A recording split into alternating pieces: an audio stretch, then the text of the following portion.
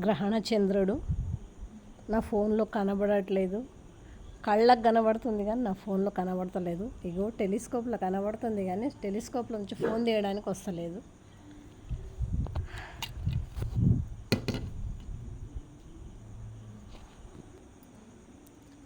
ఈరోజు కుంభరాశి వాళ్ళు గ్రహణం చూడకూడదంట.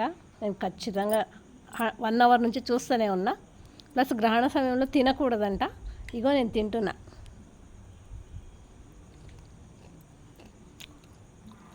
టేస్ట్ ఏం తేడా లేదు.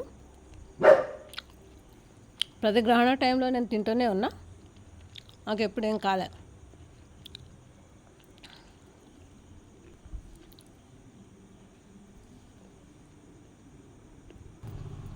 గ్రహణాలు అనేటివి అంతరిక్షంలో ఏర్పడే నీడలు మాత్రమే. దానివల్ల మనిషి జీవితం ప్రభావితం అవుతుందనడంలో నాకు నమ్మకం లేదు. అందుకే నేను ప్రతి గ్రహణ టైంలో కూడా నేను భోజనం చేస్తున్నాను, స్పష్టంగా చూస్తున్నాను.